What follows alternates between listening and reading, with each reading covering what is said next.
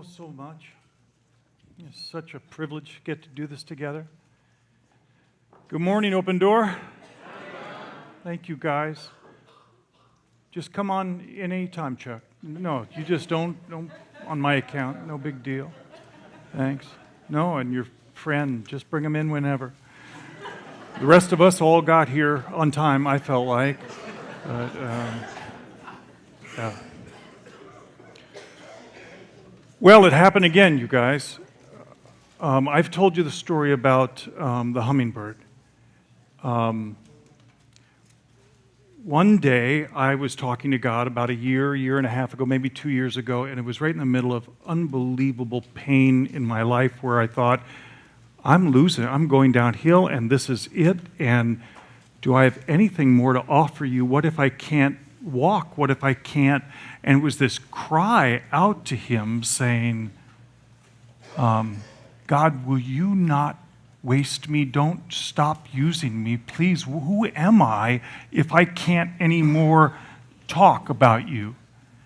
And it was a desperate cry of help me. Help me know that I'm not alone, that you haven't stopped your work in me. And I crying out on this walk with Bailey. Bailey keeps turning around like, everything okay back there? And I got home and I've prayed this prayer and I'm thinking, God, did you hear me? What do I do now that I've called that out? And I walked out about 2 hours later into the front yard. And there, right in front of me, like 3 feet from my face, is a hummingbird. And he doesn't move. I don't know how that I knew it was a he, but he doesn't move. And he's just flapping right in front of me. And it's because of what I've just said to God, I have this sense that he was saying, you're freaking me out. I don't want to be here at all, but I've been sent to tell you from all the universe that God heard your prayer and everything's going to be okay. He's seen up ahead, and he just wanted to tell you he loves you, and don't worry, you're not going to be abandoned. And you're freaking me out. I got to go. And I was pretty sure that that's what he was saying. And so last night, I'm working on this message, and it happened with my computer again. And you would think, hey, Tiger, go to the Apple store and get it fixed. We're tired of hearing this particular story. But I'm working on my message, and the lines start going away. They are just disappearing, coming from right to left off my screen. Really hard-worked thoughts that I've saved, but I haven't printed out. So they're going away and away. And I'm yelling at the screen, hey, stop! I'm closing the computer. I'm turning it this way. I'm doing the escape button. Hey, stop it! And it keeps going away. And finally, I'm down to a page and a half of notes left that are not in context. And I call Sam and I go, hey, what do I do?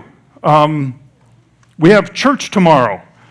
And Sam, because this thing came up, it says, do you want to save the changes that you've made? I didn't make any changes. You made changes. I don't know what to do with it. And so Sam says, okay, let's press no, don't save changes.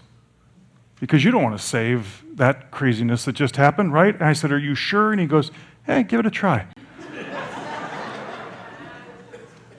And so I pressed that button, and then I went, and he said, shut your computer down and come back and try it again. And I came back, and the only document that there was missing half to 2/3 of its notes. So last night, I'm trying to recapture all of This must really encourage you, by the way, of what kind of message you're going to get this morning, huh? But I try to recapture thoughts and get them back down on paper, and I go to bed and I get up this morning, do it some more, and I am not convinced that I'm saying what I said before in the notes. And I get ready to leave, and Stacy's preoccupied doing something else. I think she's doing bills, and I said, "I'm going to leave now. I love you." And she goes, "That's great. I'm going to go now and make a fool of myself in front of many people. Have a great time. Thank you." Don't think she's hearing me. And I stand in front of the front door like, okay, here I go. God, take care of me. And I open the door, and right out in front of me is the hummingbird. Like he's been standing there waiting for me to come for several hours. His arms are literally folded. He's just moving his feet. And I imagine him to be saying, and I have no idea, he could be saying, "Everybody in the neighborhood hates you," but I think this is what he's saying. "Hey, it's me again. I don't know why he picks me, but he does. And I'm supposed to tell you in answer to your prayer that you're going to be okay. You're going to be okay. Yeah, he loves you. And, the same thing as the last time." Oh, I'm freaked out. I got to go. So that just happened. And so I'm emboldened by that. And now I get to preach a message that was formed last week. This So What series is so interesting because I never preach these messages that I'm getting to preach. And next week I'll be back to a more strategic message. But this week, last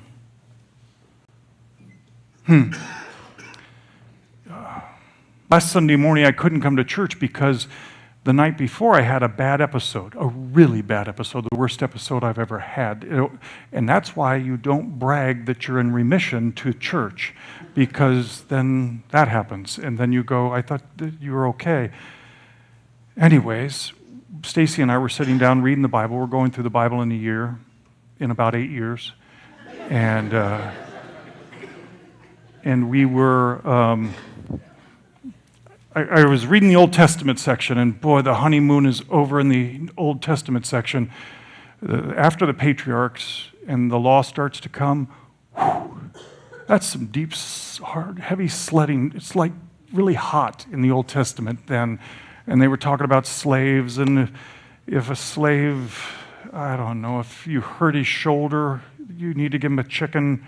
And if he recovers after 2 days, take the chicken back.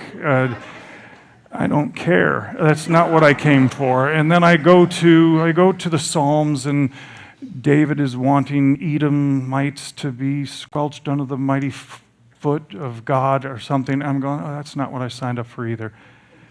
And then I come to the New Testament, and there is this passage I start reading. There's a woman. Jesus enters the Pharisee's house and reclines at the table. And there's a woman in the city who is a sinner. Literally, she knows she's a sinner. And when she learned that he was reclining at the table in the Pharisee's house, she came early, and she brought with her an alabaster vial of perfume, literally a alabaster vial of perfume that cost the equivalent of someone's wage. So if I make that present tense, maybe it's a $65,000 vial of perfume. And she stands behind him at his feet, weeping, and she began to wet his feet with her tears, and kept wiping them with the hair of her head and kissing his feet and anointing them with perfume. And I started crying, sobbing uncontrollably, and I couldn't stop. And Stacy eventually, I think concerned for my mental health, she said, why are you crying? And I said, I don't know. I think it's because it's how Jesus must feel that someone gets him. There's a whole room of people there that are supposed to be his disciples, and they don't get him. It's one of the saddest things for him. If you look through just a journey of all those broken-hearted places where Jesus performs miracles and does so many things in front of the disciples, even the apostles, and they can't connect the dots that he's the Messiah, that he's the living God who loves them. It breaks his heart. All the time he says, really? Still you don't believe?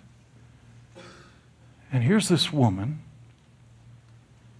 who gets that he's going to die. She gets that he's the Messiah. She gets that he adores her when nobody else has, and that he will protect her heart. And she doesn't know what to do except the most extravagant thing she can think of. So I said, I think it's just so beautiful to see someone trusting Jesus in a way that transforms everything in them. So this is the So What series, and today maybe of the entire Christian faith. If I had anything from this section in Ephesians, it would be that. If I could play off anything, it would be that, oh, the utter extravagance of his work in us who trust him. And contrary to the way I would usually read that, I would say those who trust him, we all trust him, of course, but he's saying it as a conditional statement. This is a gift for those who trust him. You have to be getting tired of the word trust if you've been at an open door for any period of time.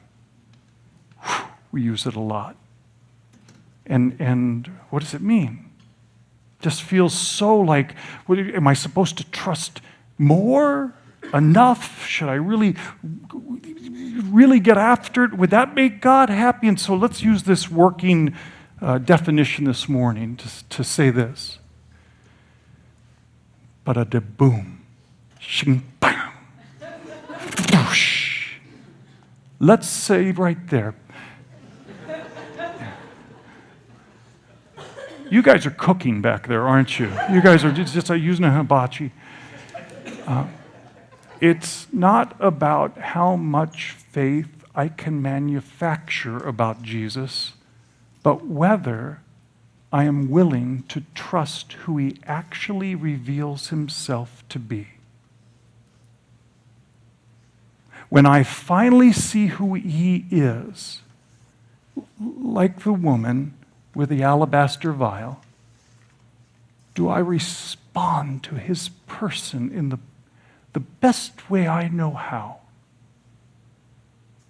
This morning, please give me a pass. I'm going to do something kind of arbitrary. I'm going to, even though they come from the same root word, I'm going to make a contrast between belief and trust. Maybe even a more arbitrary distinction between a belief about or belief in. Belief about or belief in. A quote from our book, The Cure in Parents, says, God has done endlessly more than enough to have earned my trust. But he knows, until I actually practically trust him, very little of what he desires for me will come to pass. My lack of trust comes from my fear of trust, not his worthiness to be trusted. So because he loves me so deeply, he continually is revealing himself as trustworthy, breaking down my fears and walls of self-preservation. And as I grow to trust the perfectly trustworthy one, I heal. I mature. I become free. Wrap your head around this verse in John. This, Jesus says, is the work of God. You want something to do. You want something that is a work that you can do for God. This is the work of God. Believe in him who he has sent. Believe in, not about make this leap. I'm all in. This is the work of God. That you, after seeing who he is, instead of like everyone else in that room, believe in him in a way that outwardly responds to who he is.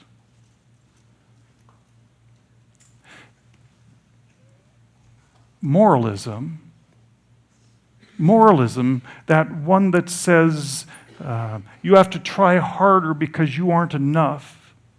Moralism, that thing that says there is a code that unless you keep, you don't please him. Moralism that says you are constantly behind and you don't make him happy enough, so you better keep grinding it out more. Moralism keeps me appeasing a God that I fear. I fear him because I never feel like I'm pleasing him enough. I feel like I'm going to be punished for the way I have been. And this is why we spend so much time showing how grace is his methodology for getting us to know him more and love him more and obey him more. Grace allows me to obey from the heart the real God I trust. So Jesus is continually revealing himself to your heart, and I guess the mature are simply those who have acted upon what is revealed. See, the end game of his grace is that I would see him accurately and believe in who he says he is. See, bring that up. I can believe or assent to a theological position, a creed, or a stance without risking much. I have a take, but I'm standing outside the arena. But trust or belief in, well, that's an exceedingly different thing. It requires that I place myself into the game as an active participant. It has consequences. I can get hurt because trust is exclusive. It wipes out other options and other positions. Even standing outside the arena is a choice, a real costly choice. For the risk is this: you miss the value of what only trust can bring. But if what I've given myself to is true, trust alone can give me the value of everything promised. I can gain it in no other way. Everything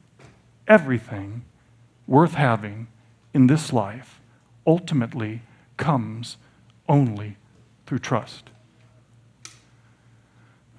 Let me see if I can give a practical example. Go back in time to when Stacy and I are engaged, and we are driving around the airport at LAX. I'm going to get on a plane and go back to Phoenix. Or no, I'm sorry, she's getting on a plane. She's going to go back to Phoenix. I'm staying there in seminary. And we're driving around in the parking lot, and she says, "This isn't going to work." And I said, "What do you mean?" She goes, "This isn't going to work. All you ever do is move up to my commitment. You're so afraid, John. You're so afraid that you're going to get hurt. And so you are afraid to commit. I'm all in, John. I'm all in. I love you. I've seen who you are, and I love you. Now listen, I love you, John, and I do not want to hurt you, and I want to protect you, but you are going to have to believe in my love. Believe in me being a good person who doesn't want to hurt you. And until you believe in it, you'll never receive my love. You'll never get all that I have for you, John.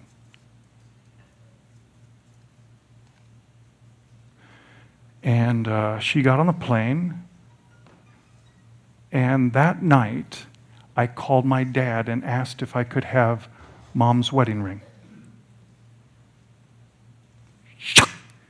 Like that, I went from believing about Stacy's love and her goodness for me to believing in. And it changed everything. I can't believe how much I love that woman who I made that risk in all those years ago. See, there's all sorts of things, guys, that it doesn't matter that much. I believe that there is not intelligent life on other planets. Isn't that crazy to think that out of all of the solar systems, out of all of the planets within the solar system, there's one little squirrely planet that he came to and died for and paid for their sins. And I don't think that that's happened any other place. I don't think he went, all right, what planet is this? Pleglim? All right. Well, start being mad at me that I say that I'm the king of the Jews. Let's get this over with. No, I don't think that happened any other place but here. And I could be wrong. And if I'm wrong, no big deal. God can figure it out. He can make that happen. But I chose at December 23rd, 1979, to believe that Jesus Christ died for me, for my sins, for everything that I'd ever done wrong. That he went to the cross and paid for that. And when I say I've put my entire weight upon it and trust to be true, I mean that everything in my world, I risked everything. If it's not true, everything in my life would be ruined for it if it was found not to be true. I've placed my entire trust on it. So trust alone gives me the value of everything the object of my trust promises, and the only risk is that I maybe have wasted my entire life. But the value when I go all in is that Jesus and eternal life and daily love and joy and health and redemption and restoration is mine. Put up that next slide, John. Baptism is the visible expression of the invisible act of trust. It's such a great illustration and application. It just happens to be what we're going to do in a couple of weeks. You guys, not this Sunday, but the next Sunday is Easter Sunday. And what we do in here is, it makes a hootenanny look bad. It is so cool. We have baptisms on Easter Sunday, and it's a blast. We laugh, we sing, we splash on each other, we get wet, we tell our stories, people are cheering. But baptism is so beautiful because it's saying, I really do believe that he died for me. Me, if for nobody else. He went to the cross for me because I couldn't do it by myself. He knew that he had to pay for my sins. I believe it. And what baptism is going from believing about to believing in and wanting everybody to hear it. That's why he makes it public. That's why I love it that we do it here, because our best friends and our family and the people we care most about, it is that day when what happened in my heart, I stand in front of angels and all the universe and all these people, and I say, I'm running the risk. I'm getting rid of every other option. I'm putting my entire hope in Jesus Christ being God and my Savior. And I want everybody to know. Oh, gosh. You guys sign up, call the office, or have someone call the office for you. Do this. Go. It would be great if you'd call the office. What we'll do is we will, if you've never been baptized, for crying out loud, this is the time. You could call the office, and they will have someone, we'll have either someone on staff or one of the elders call you back, and we'll help you go through your testimony, and you will stand in that water. Sam will be in that water, maybe I'll be in that water, and you'll get to tell your story of how Christ won your heart and has saved you and is changing your life. It would be so good if you called the office and did it that way, because then you can prepare for it and you can have a change of clothes. Now, we're doing something in the last couple of years that's really been crazy. After we get done with that, Sam says, hey, here's water. And the craziest thing has happened. People get up out of their seats, fully dressed in their Easter fineries with their wallet still in their pocket. And they go, I'm getting baptized, aren't I? I was not anticipating this. It's crazy. Hannah was in the first service, and she just went in her full dress, and we are laughing and loving it. You weren't thinking you were going to do this. But I would say go through the office. That way you at least you have a change of clothes. So back to this passage. Jesus looking at Simon and everybody in the room who's been looking at her in such a judging way, and he says, do you see this woman? The one who's kissing my feet right now? I entered your house. You gave me no water for my feet, but she has wet my feet with her tears and wiped them with her hair. You gave me no kiss, but she, since the time I came in, she has not ceased to kiss my feet. You did not anoint my head with oil, but she has anointed my feet with perfume. For this reason I say to you, her sins, which are many, have been forgiven. For she loved much, but he who is forgiven little loves little. What an astonishing statement. Who has the most sins in this room, by the way? Michael, Leah? We had a recent poll. You were in fourth. I'm sorry. Do you know that it's equal in Adam? We all have infinitely sinned against our God. You know what the difference is? Those who understand it. Those who can never get over it. Those who are blown away that the person of Jesus had the ability and capacity and love to actually do what I could never do, get over my sins, forgive my sins. And she just happened to put two and two together, and it undid her that there was a God who would love her so much that he would pay for her sins. And it blew her mind. And she had to do anything she could do to say, thank you, I love you, you are worthy of all my praise. She knew that she had been forgiven of so much. And Jesus says, those are the people who are lovers. Those are the best lovers. Those are the ones who get to love the most. Period. There's no other qualification or condition.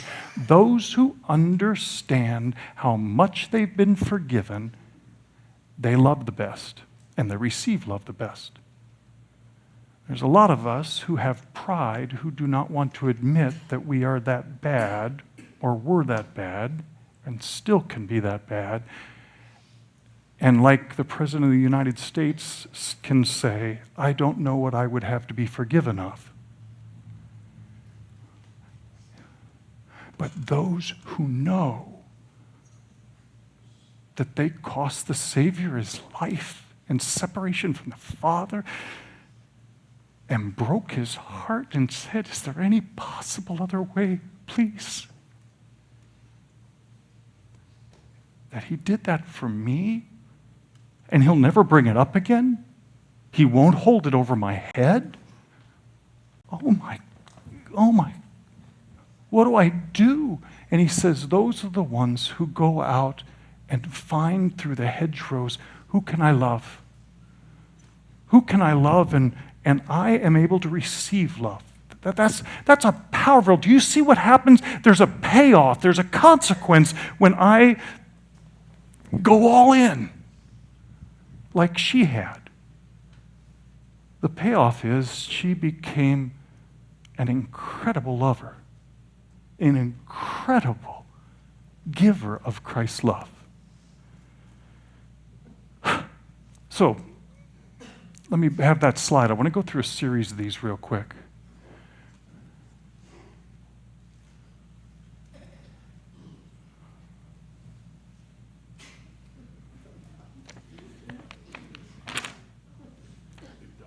What's that?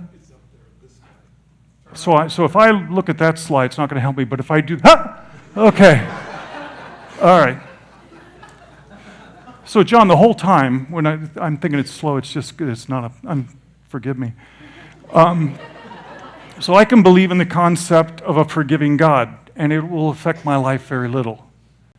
But if I believe in the Jesus who forgives my sins, I will love more and receive his love more. Period. How powerful a consequence, and so what is that? The next one.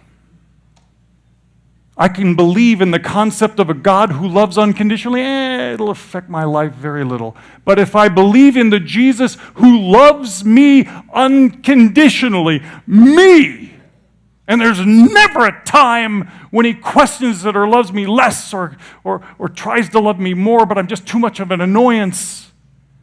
He loves me endlessly and unconditionally. And when I believe it, when I go all in to believe that, I will experience something I waited all my life to experience, that I am lovable. The sense that I am someone who can be lovable. And instead of insecure, I will be secure. Next one. I can believe in the concept of a supreme being, and it will affect my life very little. If I believe in the Jesus who is completely in control, and that's what he says, he's in control of the entire world and every single moment of it, and what happens next, there is not one moment of time that escapes his notice or his power or his control or his ability to unwind. If I believe in the Jesus, and that's how he presents himself, who is completely in control, book of Hebrews, of the entire world, I will find myself obeying from my heart and be freed from relativism. I will obey from the heart because he's right. He's the only one who's right, who never makes a mistake. When people say, man, I argue with God all the time. Do you ever think you're going to win? He's always right. It's like arguing with the umpire. It's not that he's stubborn, he's just always right. And so eventually I find myself, because I know who he is, I don't appease him, I don't play him, I don't try to work him. I really obey him. And whatever he says is true. That is a result of seeing Jesus correctly. And then I'll be freed from relativism. You can't tell people the other way. You can't tell them, we must trust the Scriptures and have them be sovereign. Not until I've seen Jesus correctly. But once I've seen him correctly, no longer will I just say, hey, this is my opinion, this is the way I think God should be or could be. No, there is a way that he is, and he's always right. I can believe, next, in a good God, and it'll affect my life very little. If I believe in the character of Jesus and his control over my life, my next moment, the things that have happened to me, as the woman spoke to me earlier, the pain that happened to me in my past, if I can believe that he was even in control and there and sovereign over that, and someday I will see it, if I believe that he's never playing me, that he's good, that he never looks at John and says, I'm going to give him second best. I've not ever liked him quite as much as that person. If I can believe that never happens, and that I am his favorite, and that there will never be a thing that gets through from the evil one that doesn't go through him first. If I dare believe that that's possibly true, then I'll be free to risk. I'll be free to dare big because I know someone's got a bankroll behind me and it has my back. Jesus is never, oh, I'm sorry, I didn't know you were going to go to Indonesia. Oh, that's a bummer. And they've got diseases over there, man, that are different than here. Oh, I can't control that. Goodbye. No, if he's in control over my life, then I'm going to be free to risk, and I'll be generous. Like that woman with the vial. I don't even count the cost anymore. He has my life. I'm not going to be stupid, but I get to be generous and give my life away and not count the cost. I don't have to hoard because my God's watching out for me every second. And maybe the biggest, fear will not cripple me. I'll be afraid. Things will scare me. The thought of dying scares me.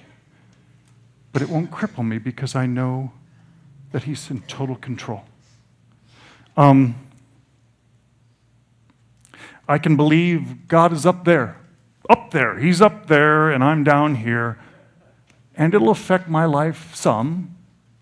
But if I believe in the Jesus who lives in me, totally fused with me, and I could dare to trust that that was true. All of his character and goodness inside of me.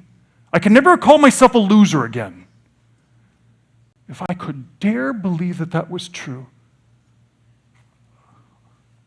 I can access his entire person. Not just drops from heaven coming down every now and then if I call out enough, but instead I can access his entire person all the time. And I would believe that to be true, and I would have his power and love and new identity in this very moment. And I could stop hiding. And sin could lose its power in me. Whew. That is an active, practical consequence of believing the correct and accurate Jesus. See, there's a risk and reward of belief in. And so that's why we stay in his presence. That's why we read about him. That's why I continue to let him love me and tell him about my life. And I keep searching him down and look into his face and know this Christ. I want to trust him and believe in Jesus with me. That's why I spend more time in the Gospels and epistles than anywhere else. because believing in transforms me. Now, bad news, it's like a diagnostic tool. Most people I know would say, in 4 decades, you have not lost your insecurity. Now, I'm right on time. I don't have to beat myself up about that. But all these other things, I would say, yeah, shame doesn't have its power over me. I believe those things, but why am I insecure still? Well, remember what I wrote? If I believe in the Jesus who loves me unconditionally, I will experience being lovable and secure. So what apparently have I not believed? Anybody? Say it again. That he loves me unconditionally.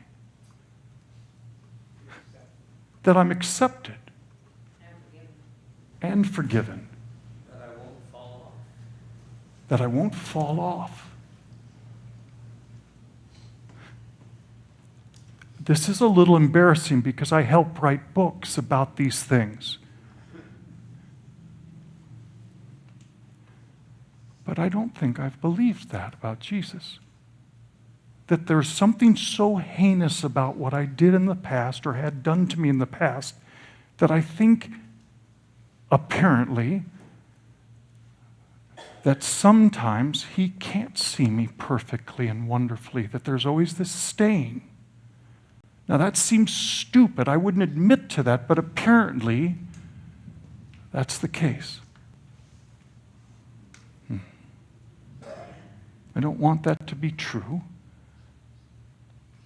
but I would lose that insecurity if I actually believe that he totally loves me without condition and is crazy about me and adores me. So there it is, it's out. And now I have friends and family and heroes who can walk it through with me because I'm in a community where I can be known. So, okay, I have to face that now because I don't want to spend the next 40 years being insecure. I'm going to have to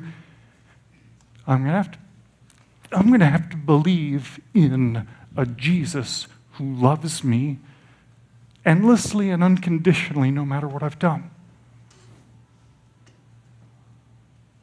Oh, Jesus, please, allow that to happen in this next season of life. I want to trust you with me. Well, remember what I said. It's not about how much faith I can manufacture about Jesus, but whether I'm willing to trust who he reveals himself to be. So I want to tell you another story. She sits here usually, but she's in the hospital now. She has leukemia. Her name is Joni Williams. And her stats are not good. It's the worst leukemia, and she's had cancer before. But I would say she's totally bald now. Totally bald, and the hair won't be growing back for a long time. She's gone through some chemo. The one she's going to do in a couple of weeks is going to be 10 times apparently worse. But I would say, in the entire city of Phoenix, I don't know anyone more joyful than Joni Williams. Oh my gosh. She is a delight to be with. And it's not like she's drumming it up for a good Christian testimony. It is the result of having believed in this accurate person of Christ. And now when the chips are down, yes, she hurts and some people don't respond all that way. I get all that's true. But in this particular example, she says, John, I just know he's right here. I'm okay. In fact, I'm great. I don't think I've been as good. And I go, are you not paying attention? Oh, my precious friend Joni. By the way, she's watching right now. And I got to see her 2 days ago, and she is heroic. She's a big sister in the faith. Before she went in for that big needle biopsy that determines whether she did have leukemia or not, she put on her earbuds and listened to a particular song. It's a song by a band that we love a lot and who loves us. They were going to come here. Bart was going to speak here for us when they come into town and go to sing at GCU, Mercy Me.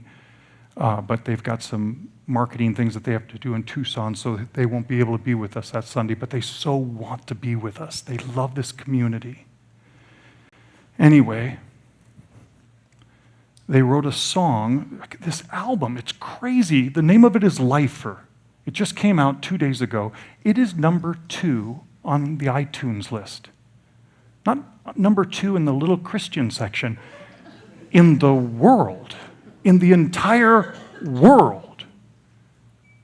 Anyway, I wanted to end with this because Joni, remember what I said? If I believe that you're in control of my life, I will be free to risk, I will be generous, and fear will not cripple me.